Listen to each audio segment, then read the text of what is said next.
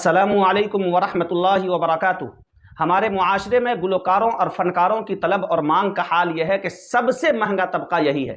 हमारी सोसाइटी में दिन भर टोकरी उठाने वाला मजदूर सस्ता है, चिलचिलाती धूप और यखबस्ता मौसमों में हल चलाने वाला काश्तकार सस्ता है, सालहा साल तहसील इल्म में सरगर्दा और तालीम व तरबियत के लिए जिंदगी वक्फ कर देने वाला मुरब्बी और मुदर्रिस सस्ता है, मसनद हदीस और तफसीर को रौनक बख्शने वाला मुफस्सिर और मुहद्दिस सस्ता है, लेकिन कौम को बेहयाई और उरियानियत सिखाने वाला, नौ निहालों के अखलाक बिगाड़ने वाला, नौजवानों में बेराह रवी पैदा करने वाला, मुसलमान बेटियों और बहनों के सर से दुपट्टा और चेहरे से शर्म व हया छीनने वाला गुलकार और फनकार बहुत महंगा है।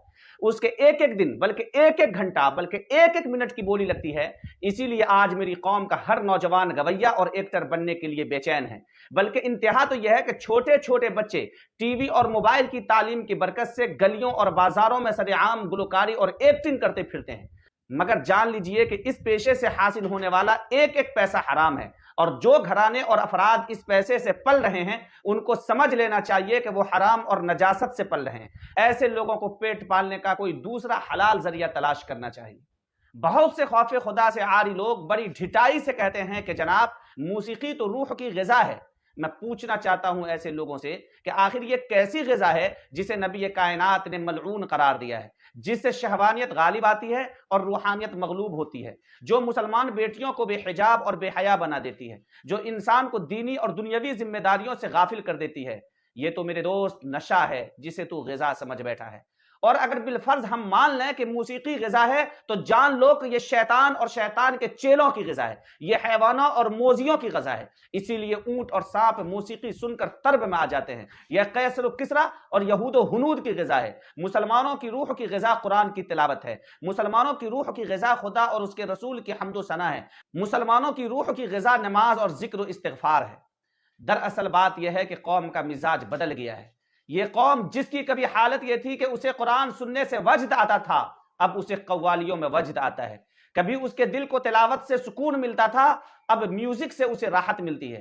कभी उसकी रूह की ग़िज़ा अल्लाह का जिक्र होता था, अब उसकी रूह की ग़िज़ा मौसीकी है। कभी उसकी बेटी और बहन का अजनबियों के सामने जाना नाकाबिले बर्दाश्त था, आज वो थिरकती नाचती बेटी पर फख्र करती है। पहले जिनको डोम, भांड और कंजर कहा जाता था, अब उन्हें फनकार, एक्टर और गुलकार कहा जाता है। अब तो यह हालत हो गई है कि दीनदार तबका तकरीर भी बगैर सुर और खुश इल्हानी के पसंद नहीं करता।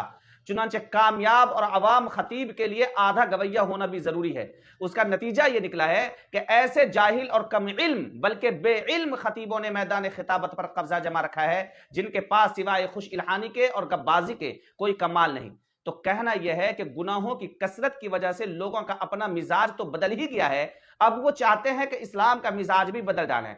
लेकिन इस्लाम के अहकाम हमारी नफसानी ख्वाहिशात की बिना पर नहीं बदल सकते।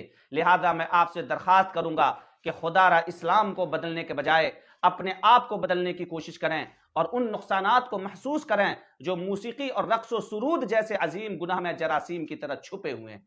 वमा तौफीकी इल्ला बिल्लाह।